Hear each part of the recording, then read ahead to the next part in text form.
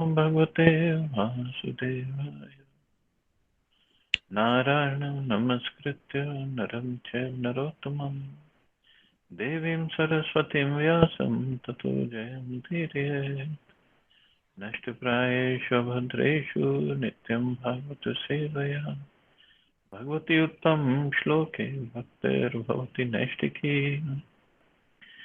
So continuing with the discussion on Srimad Bhagavatam, Canto 4, Chapter 13, Description of the Descendants of Dhruv Maharaj. Text number 1 onwards. Sutuvacha nishamya koshar vinopavarnitam Dhruvasya Vaikuntha padadhirohanam Prarudha bhavo bhagavati adhokshaje Prashtam punastam viduraha chakra chakrame.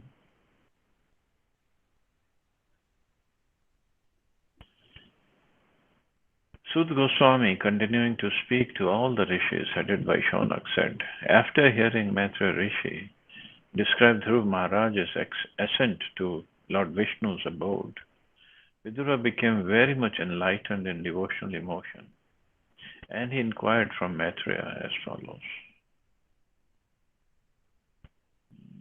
Somebody is not mute.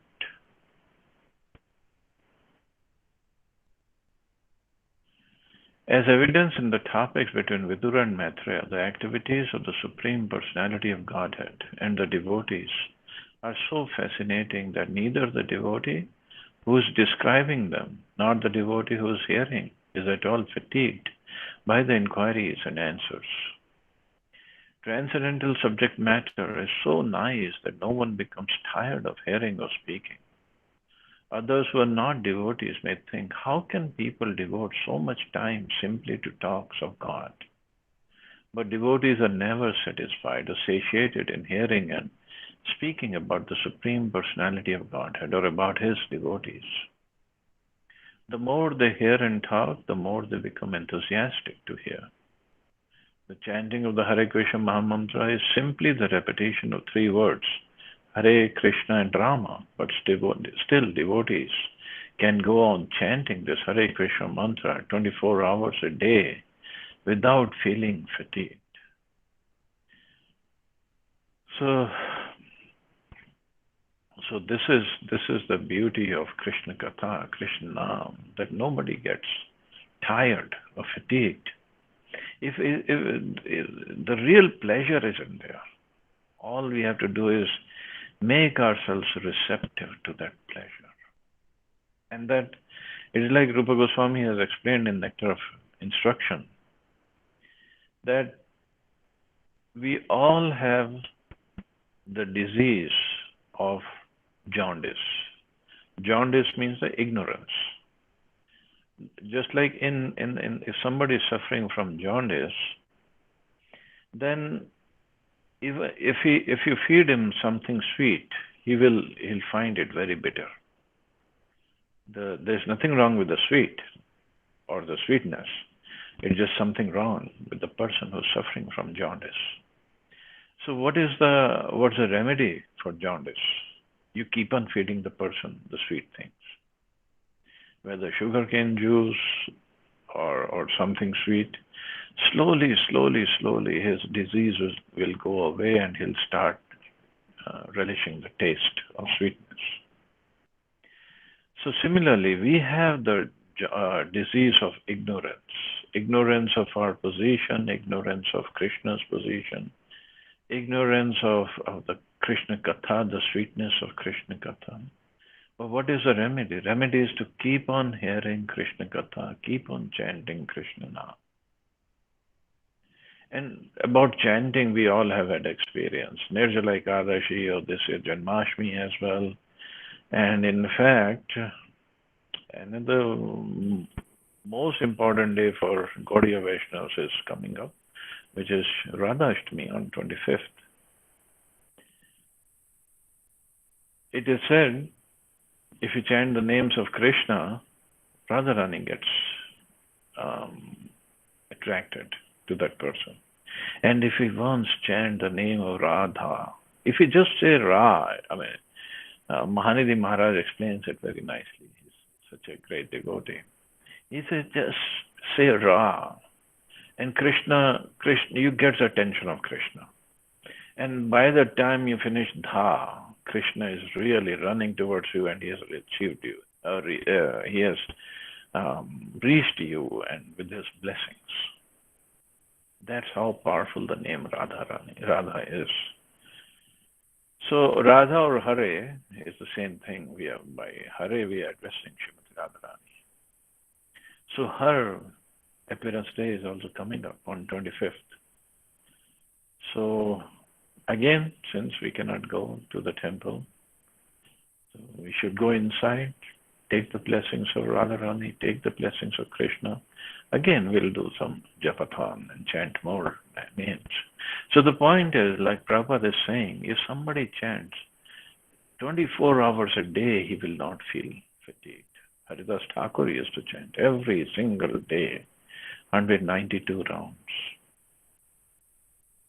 Why? Because the real sweetness is in there, and the soul is searching for that sweetness, that bliss that we think we can achieve or attain through our body, material senses. But that's not possible. It will never happen. Only way, the real bliss that we need, that we're looking for, is the spiritual bliss, and that's achievable if we do the spiritual practices. And the spiritual practice is yoga, to do service for Krishna. So the real service is chanting and hearing his holy name, his katha, and we can continue hearing about Krishna's katha.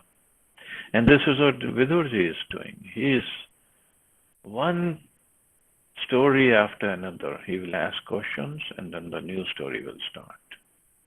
So in the previous chapter, Maitreya Muni talked about, just gave a hint of prachetas. So now Vidurji is asking the question. Viduruvacha, kepe prachetaso nama, kasya patyani suvrita, kasyan vavai prakhyataha, kutra va satramasata. Vidura inquired from Maitreya, a greatly advanced devotee, who were the prachetas? To which family did they belong? Whose sons were they? And where did they perform the great sacrifices? So Vidurji is not satiated. He is sitting with Maitreya Muni in Haridwar, and he wants to know more and more and more. The great Narad singing in the previous chapter of the 3 verses in the sacrificial arena of the prachetas gave another impetus to Vidura to ask further questions. Manya Mahabhagavatam Naradam Devadarshanam Yena Prokta Kriya Yoga Paricharya Vidhirhare. Vidura continued, I know that the great sage Narad is the greatest of all devotees. He has compiled the Pancharatrika procedure of devotional service and has directly met the Supreme Personality of Godhead. There are 2 different ways of approaching the Supreme Lord. One is called Bhagavat Marg, or the way of Srimad Bhagavatam, and the other is called Pancharatrik Vidhi. Pancharatrik Vidhi is a method of temple worship, and Bhagavat Vidhi is a system of 9 processes which begin with hearing and chanting. The Krishna consciousness movement accepts both processes simultaneously and thus enables one to make steady progress on the path of realization of the Supreme Personality of Godhead. This Pancharatrika procedure was first introduced by the great sage Narad, as referred to here by Vidura. So that book that Narad Muni wrote, Pancharatrik Vidhi, is a method of temple worship or deity worship. And Bhagavat Vidhi is a 9 systems, starting with hearing, chanting, Shravanam, Kirtanam, Vishnu Smaranam, etc. So Narad ji compiled this, or wrote this book, Pancharatrik Vidhi, and another book, Narad Bhakti Sutra. Prabhupada has given his commentary on some parts of Narad Bhakti Sutra. He could not finish his commentary. But it is said that both these books were written by Narad Muni. Where? There is a place when we go on Govardhan Parikrama, so right after Kusum Sarovar, on the left. We generally don't go there, but once we have gone there, there's a kund called Narad Kund. So there's a beautiful ashram there, small ashram. So that is where Narad Muni wrote these two books.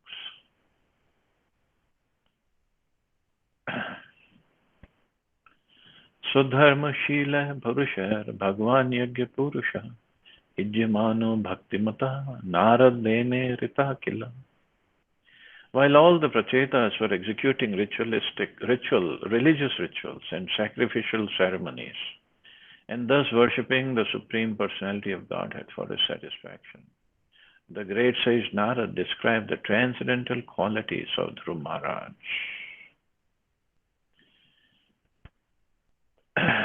Narad Muni is always glorifying the pastimes of the Lord. In this verse, we see that not only does he glorify the Lord, but he also likes to glorify the devotees of the Lord. The great sage Narad's mission is to broadcast the devotional service of the Lord.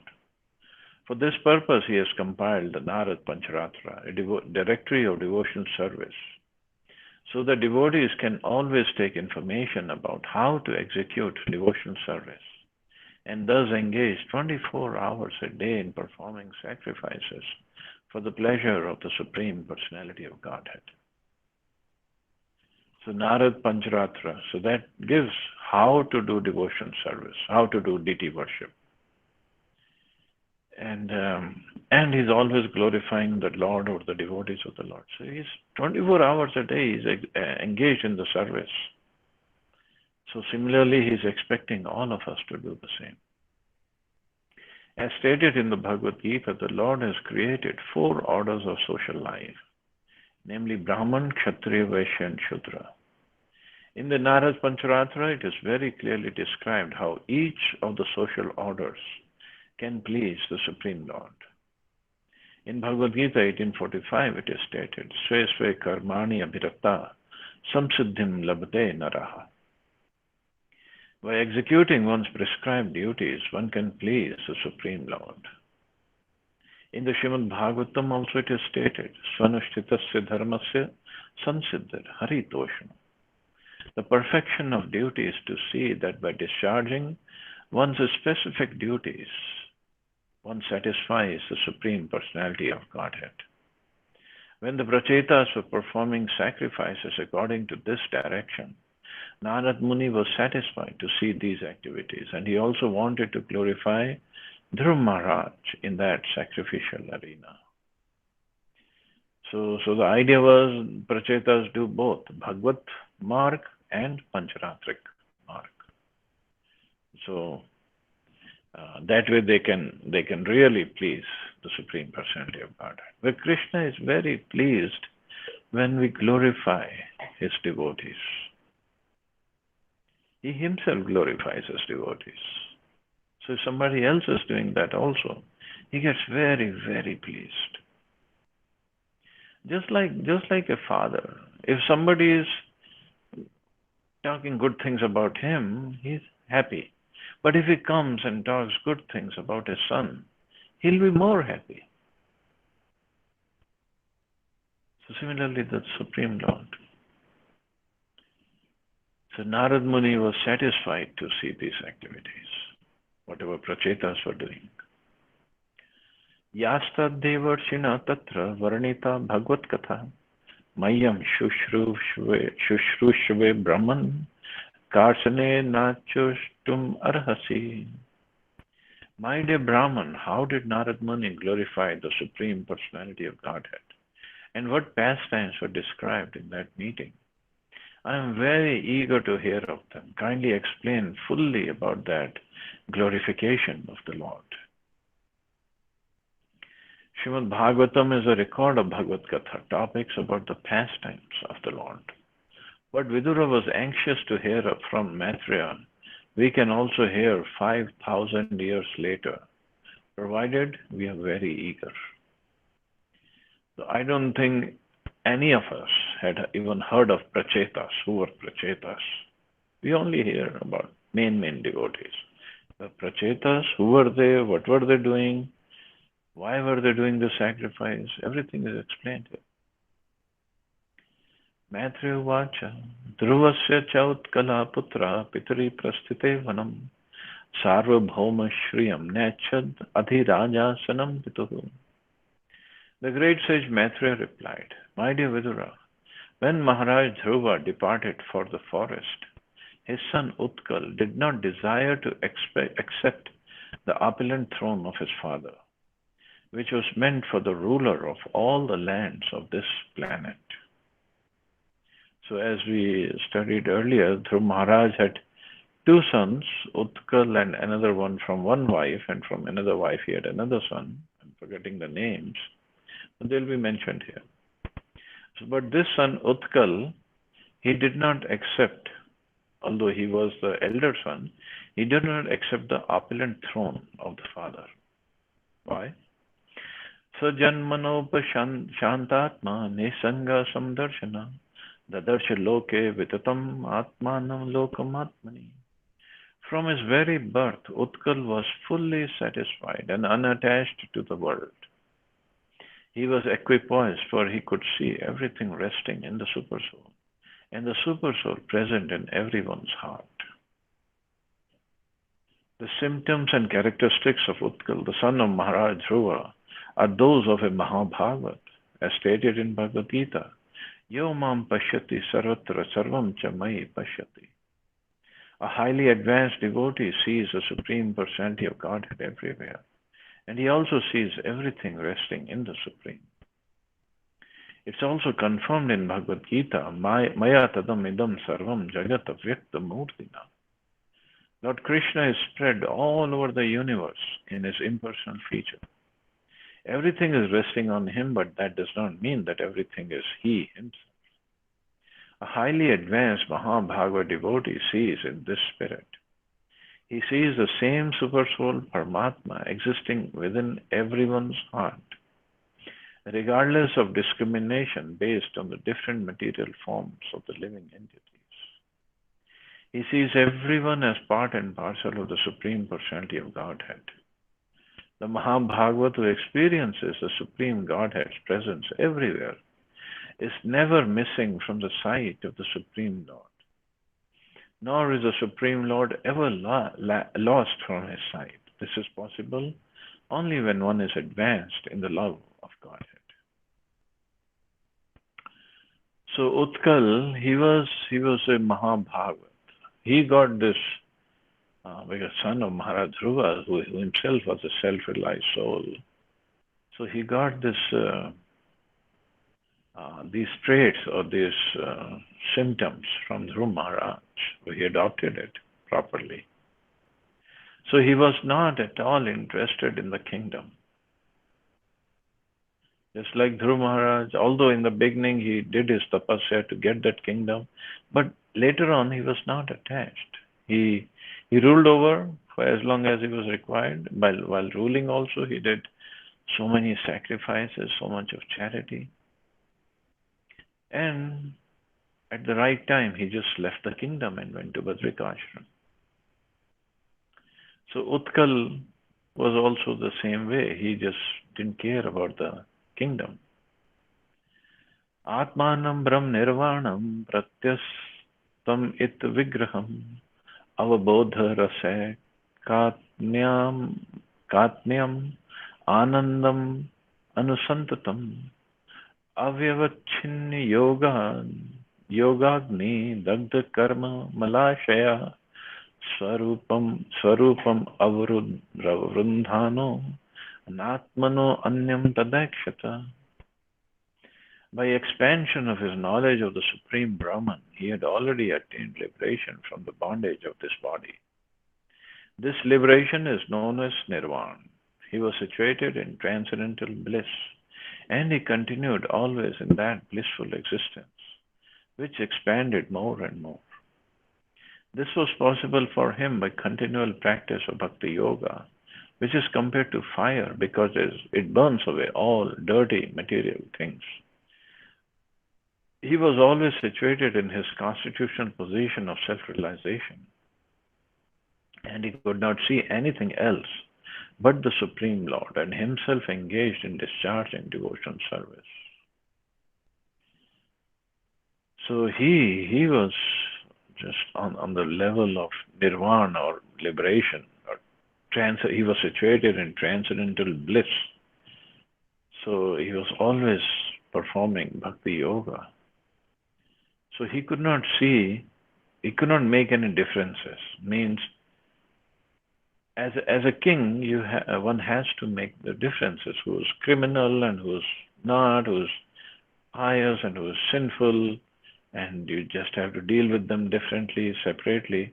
But Utkal was beyond that. These two verses explain the verse in the Bhagavad Gita: Brahmbhuta prasannatmana shochati na kamshati. Sama sarveshu bhuteshu mad bhaktim lavate param. One who is transcendently situated at once realizes the Supreme Brahman and becomes fully joyful. He never laments nor desires to have anything. He is equally disposed towards every living entity. In that state, he achieves pure devotional service unto me.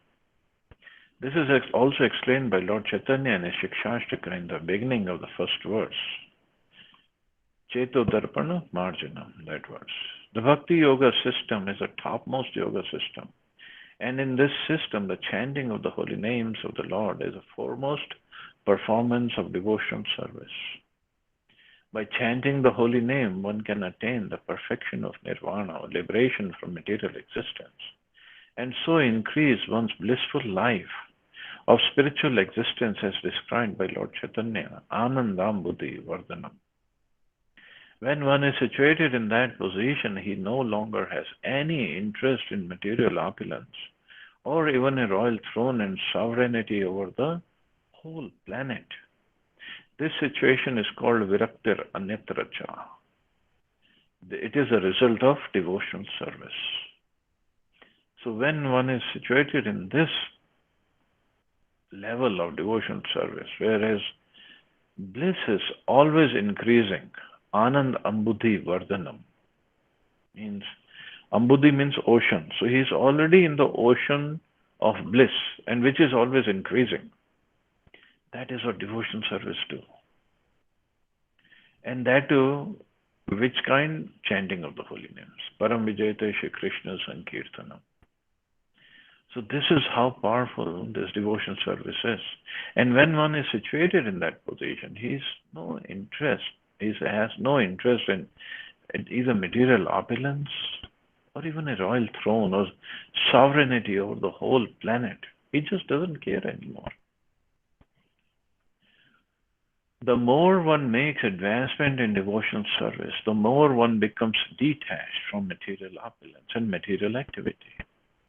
This is a spiritual nature full of bliss. This is also described in Bhagavad Gita, Param Drishtva Nivartate. One ceases to take part in material enjoyment upon tasting superior blissful life in spiritual existence. By advancement in spiritual knowledge, which is considered to be like blazing fire, all material desires are burnt to ashes. The perfection of mystic yoga is possible when one is continuously in connection with the Supreme Personality of Godhead by discharging devotion service. A devotee is always thinking of the Supreme Person at every step of his life. Every conditioned soul is full of the reactions of his past life. But all dirty things are immediately burnt to ashes if one simply executes devotion service. This is described in the Narad Pancharatra, Sarvapadi Vinirmuktam, Tat Paratvena Nirmalam. So this is the beauty of devotional service. It just burns every other thing in the way. It burns to ashes, whether it is material desires or even the desire of Gyan Kand or Karma Kand or making advancement in the Hatha Yoga system. Because one has so much of bliss, experiencing bliss when he's engaged in devotional service.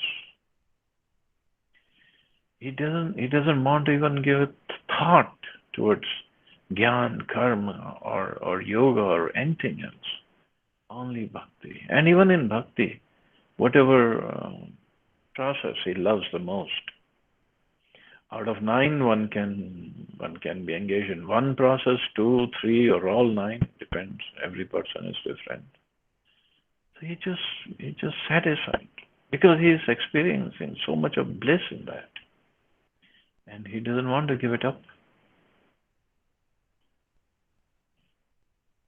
So that was a position of Utkal. जडान्त उन्मत्त काकृतिर अंतिमतिः लक्षिता पथि बालानां प्रशान्तार्चिरिवानलः. Utkal appeared to the less intelligent persons on the road to be foolish, blind, dumb, deaf, and mad. Although actually he was not so. He remained like fire covered with ashes, without blazing flames. In order to avoid contradiction, botheration, and unfavorable situations created by materialistic persons, a great saintly person like Jad Bharat or Utkal remains silent. The less intelligent consider such saintly persons to be mad, deaf, or dumb. Factually, an advanced devotee avoids speaking with persons who are not in devotional life. But to those who are in devotional life, he speaks in friendship, and he speaks to the innocent for their enlightenment. For all practical purposes, the whole world is full of non-devotees. So, one kind of very advanced devotee is called Bhajananandi. Those who are Goshti Anandi, however, preach to increase the number of devotees. But even such persons also avoid opposing elements who are unfavorably disposed towards spiritual life. So there are two kinds of devotees. One is Bhajananandi. Bhajananandi means they are just happy in their own sadhana, in their own bhajan. They don't care for the whole world, for anything else. And the other are Goshtanandis, means who like to preach. In our movement, practically devotees are both Bhajananandi and Goshtanandi.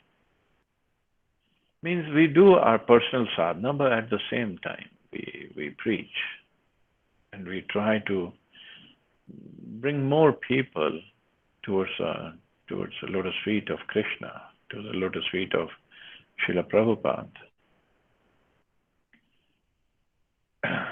The preacher is one who's Goshti Nandi, but at the same time he loves his bhajan also. And sometimes his preaching is his bhajan. He enjoys it so much. Or other services are his bhajan.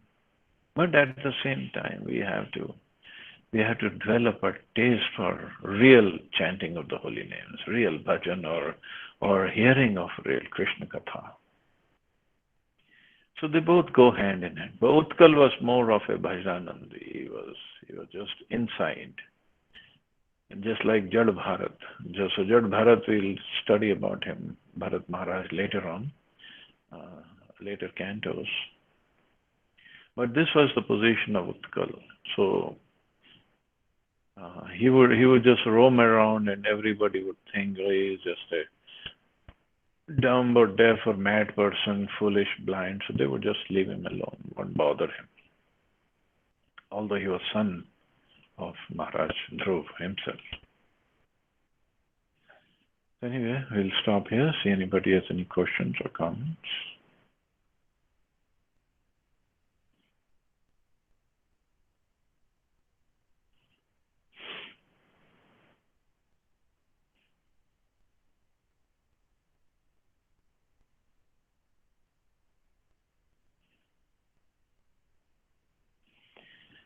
Okay, so we'll stop. You all have a wonderful and nice and safe day. Hare Krishna. Jai Srila Prabhupada. Hare Krishna, Jai Shila Prabhupada. Hare Krishna, Guruji. Jai Shri Prabhupada. Thank you,